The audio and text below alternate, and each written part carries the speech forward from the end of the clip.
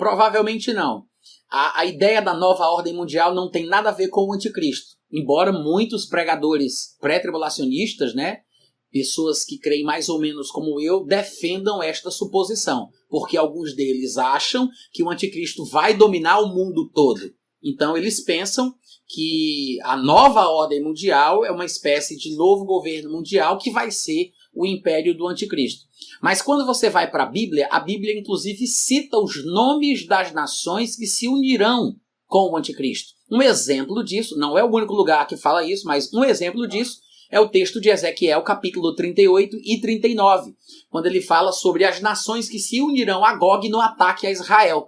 E embora alguns achem que Gog é uma pessoa que não tem nada a ver com o anticristo, no meu ponto de vista, Gog é exatamente o anticristo.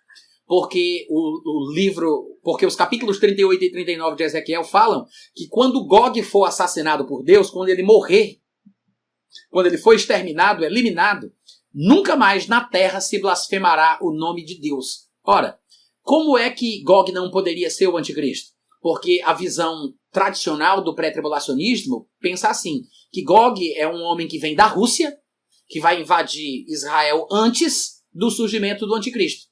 Aí Gog invade Israel, vindo da Rússia, e é destruído numa hora. Depois de Gog, aí surge o anticristo. Como isso poderia ser se o anticristo é chamado no livro de Daniel de o grande blasfemador? Esse chifre pequeno que representa o anticristo, ele tem uma língua uma boca e uma língua pelas quais ele fala arrogâncias e insolências contra o Deus Altíssimo, o Deus de Israel. O anticristo é o maior blasfemador de todos os tempos da história. Se o anticristo vai vir depois de Gog, como os meus colegas pré-tribulacionistas pensam, como é que Deus diz que quando Gog foi exterminado da terra, lá em Ezequiel 39, como é que ele diz que depois que Gog foi exterminado na terra, nunca mais se blasfemará o nome de Deus no mundo? Ou seja, se logo depois de Gog vem o anticristo, isso não faz sentido, mas se Gog é o anticristo, como eu penso, então, obviamente, a razão pela qual o nome de Deus não vai mais ser blasfemado na terra é porque o último e maior blasfemador de todos os tempos vai ser exterminado, que é o anticristo, e acabou-se a blasfêmia. Não há possível nova heresia, blasfêmia e declarações contra a pessoa de Deus. É por isso que ele só pode ser o anticristo. E além disso, o próprio versículo que fala sobre isso que eu estou citando aqui para vocês, diz também o seguinte, que então toda a terra saberá que ele é o Senhor Deus em Israel. O profeta diz que depois que o Gog foi exterminado, todas as pessoas saberão que ele é o Senhor Deus, o Senhor... Como é que ele diz? Deixa eu olhar aqui a expressão, tá, gente? Bem direitinho, para eu não errar. Farei conhecido o meu santo nome no meio do meu povo de Israel e nunca mais deixarei profanar o meu santo nome. E as nações saberão que eu sou o Senhor, o Santo em Israel.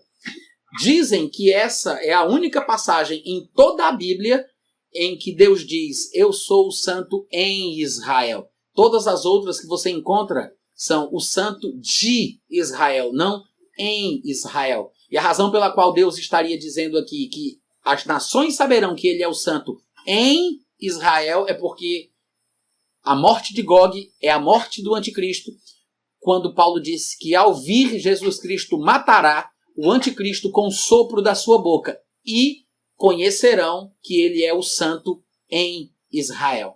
Tá? Eu acho muito difícil, Aline. Acho quase impossível, para falar a verdade. Por causa dos textos da Bíblia. Os textos da Bíblia, eles impedem qualquer outra interpretação. Claro que no imaginário popular, as pessoas pensam sempre que vai ser alguém que se destaca. Porque na cabeça do povão, o anticristo ele vai dominar o mundo todo. Mas a Bíblia não ensina isso. A Bíblia não ensina que o anticristo vai dominar o mundo inteiro. Mas as pessoas que não conhecem muito os textos da Bíblia supõem que ele vai dominar o mundo todo e, por causa disso, sempre procuram alguém que se destaque no cenário político mundial. Porque na cabeça deles tem que ser um líder de destaque para que possa ter essa preeminência para ser o líder mundial desta suposta nova ordem. Mas a Bíblia não ensina isso. Até mesmo o livro de Apocalipse, de onde surge essa confusão, do povo pensar que o anticristo vai dominar o mundo todo. O próprio livro de Apocalipse ele tem vários textos que mostram o anticristo em guerras constantes desde o momento que ele assume o poder. Há passagens, por exemplo, que falam que um espírito imundo sai da boca do dragão, da boca da besta e da boca do falso profeta para correr o mundo tentando convocar os reis da terra a se unirem com o anticristo na luta contra o Senhor Jesus. Se o mundo todo estivesse debaixo do seu controle, não teria sentido o ministério desses espíritos imundos para tentar convencer os reis da terra. Convencer de quê? Se são súditos ou se são servos, se são dominados pelo anticristo, não tem que tentar convencer de nada. Não há necessidade de sinal, de milagre, de conversa, de retórica. Todo o mundo estando dominado, todo o mundo está debaixo da sua liderança. Então não faz sentido. Além disso, a Bíblia diz que o anticristo ele vai estabelecer uma espécie de marca que quem não aceitar receber a marca vai ser morto por ele. Só que a própria Bíblia também diz que todo aquele que aceitar a marca, ele vai ser lançado no inferno, no lago de fogo que arde com enxofre. A Bíblia diz que Deus vai lançar no lago de fogo aqueles que aceitarem a marca. Se o anticristo dominasse o mundo todo, então é estranho. Porque se domina o mundo todo e ele coloca uma marca no mundo todo e ele mata quem do mundo todo não aceitar a marca e Deus mata a outra metade que tiver a marca, então todo mundo vai morrer e não fica ninguém por milênio. Jesus vai voltar para quem quando ele voltar para a terra? Não faz sentido. Se ele dominasse o mundo todo e matasse todo mundo que não receber a marca e Deus matar a outra metade que vai receber a marca, não fica ninguém na terra. Não tem milênio, nem tem volta de Jesus, não tem sentido. Além disso, textos de Apocalipse falam que o povo que segue o anticristo, que compõe a besta, tem uma forma de afrontar quem não é a favor dos pensamentos do anticristo. Uma das coisas que Apocalipse diz é que eles vão gritar dizendo: quem é contra a besta? Quem poderá pelejar contra ela? Quem é que tem coragem de lutar contra este exército? Ou seja, são provocações que normalmente se fazem quando existem adversários, opositores. Exatamente como fazia o gigante Golias na frente do arraial de Israel, confrontando o povo, procurando se tinha alguém ali para entrar na briga. Então, se em Apocalipse diz que o povo do anticristo fala isso, grita isso, provoca dessa forma, é porque tem pessoas que são adversárias a ele. E, de fato, o livro de Daniel, quando fala sobre as campanhas militares do anticristo, diz que desde o seu surgimento haverá guerras até o fim. Nas suas campanhas militares, ele vai conseguir conquistar algumas nações, mas outras escaparão da sua mão, como diz o livro de Daniel no capítulo 11. Tá? E a questão que nos faz olhar para o Islã e pensar nas características do Islã como o cumprimento das profecias, não é por causa do que está acontecendo, é por causa dos textos. Porque os textos, eles falam sobre características espirituais e falam de características regionais. Dizem de onde surgirá o anticristo. E o lugar de onde há de surgir o anticristo, em todos os textos da Bíblia, é sempre ao norte de Israel. A Europa não fica ao norte de Israel. O norte de Israel, acima de Israel, se encontra ali, aquela região da Síria, da Turquia. Se você conseguir seguir em frente, você vai passar por uma beirada ainda da Rússia. Continuando em frente, você vai parar lá, se eu não me engano, na Dinamarca e alguns outros países ali. Mas o fato é que a Europa, ela não está ao norte de Israel e não há nenhuma profecia relacionada aos países da Europa. Nem a Itália, nem a Alemanha, nem a França e nem a Inglaterra.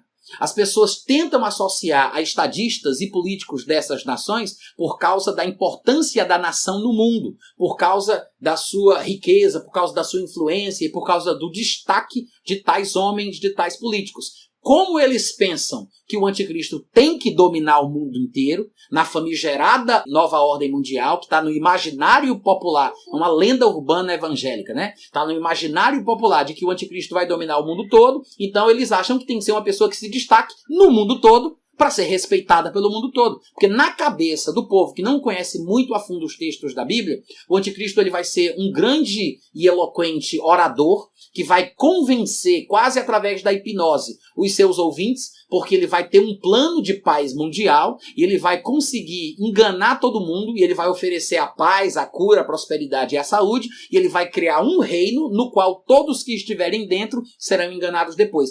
Mas a Bíblia nem sequer ensina isso. A Bíblia não ensina que o anticristo ele vai criar um reino, que ele vai organizar um império. O império do qual o anticristo vai se tornar o líder posteriormente, por usurpação, ele vai entrar nesse império depois, não é criado por ele. Quando a Bíblia mostra a cronologia do surgimento do reino do anticristo, que a gente chama, né? Na verdade, a gente percebe que o reino não é dele, o império não é ele quem cria, ele não é o idealizador, ele não tem essa influência que o povo gostaria que ele tivesse.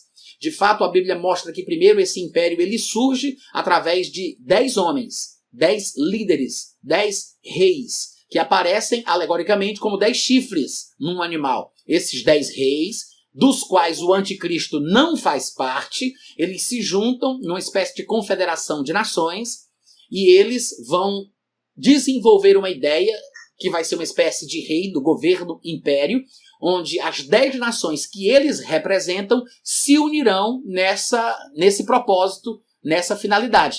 Posteriormente, depois que os 10 reis já estiverem unidos, depois que eles estiverem juntos, dando esse pontapé inicial para criar essa besta, esse reino, esse império, o anticristo aparece no meio deles.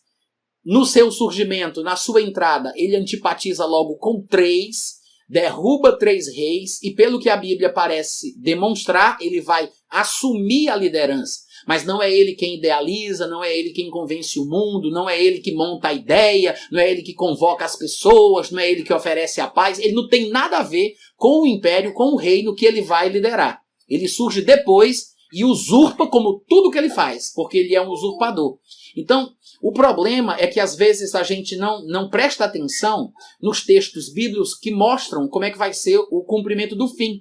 Esse império que surge, ele surge de uma região ao norte de Israel. De fato, lá no livro de Apocalipse, no capítulo 13, versículo 2, diz que Satanás, que é representado ali pelo dragão, Satanás ele vai conceder à besta, que representa o reino, o império, que vai vir a ser do anticristo, Satanás vai dar à besta o seu trono, grande poder e grande autoridade. O trono, poder e autoridade. Apocalipse 13, 2 diz exatamente isso. Curiosamente, o mesmo livro de Apocalipse já tinha dito, em Apocalipse 2,13, que o trono de Satanás se encontra na costa oeste da Turquia. Aquela região já foi chamada de Anatólia, já foi chamada de Ásia Menor, por exemplo, nos tempos do Novo Testamento, mas é hoje conhecida como Turquia. Então, segundo o próprio livro de Apocalipse, no capítulo 2, versículo 13, o trono de Satanás está na costa oeste da Turquia, que fica ao norte de Israel. E é esse trono que, capítulos depois, no capítulo 13, versículo 2, a Bíblia diz que Satanás vai dar para a besta. Então, é este o lugar de onde o anticristo há de reinar sobre a terra. Não é a partir da Europa ou de qualquer outro lugar do mundo. Tem que ser de onde a Bíblia diz que ele vai reinar. Eu sei que a Bíblia fala que quando ele fosse surgir, ele surgiria com um grupo inexpressivo, com uma pequena ajuda, e depois se tornaria grandioso, depois é que ele se destacaria, chamaria atenção. Se a gente for considerar alguém que já está no poder, e a gente for querer saber se ele é o candidato que a Bíblia prevê, a gente teria que conhecer um pouco da história dele até ele ter chegado na posição que ele está. Se as pessoas quiserem, por exemplo, estudar a vida de Erdogan, tem que saber de onde ele surgiu, como ele surgiu, de onde ele veio.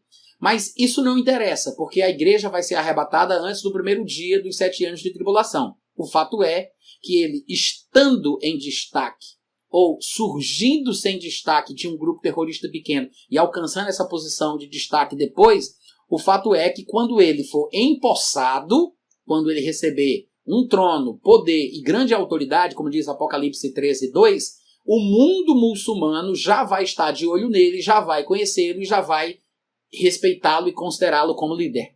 Então, o fato é que ele pode vir de qualquer lugar, desde que cumpra os pré-requisitos das profecias da Bíblia, os lugares, a religião, a forma de pensar, a obstinação contra o povo judeu, as características têm que ser preenchidas. De onde ele vem, de qual partido ele vai ser, se ele já vai estar como um estadista, um primeiro-ministro, um presidente, um rei, ou se ele vai ser apenas um líder autoproclamado de um grupo jihadista que surgiu no quintal aí de um país desses qualquer, a gente não pode dizer com certeza, porque a própria Bíblia não entra nas minúcias desses detalhes, né? Ela dá as características que a gente vai juntando como um quebra-cabeças e a gente tem um quadro geral.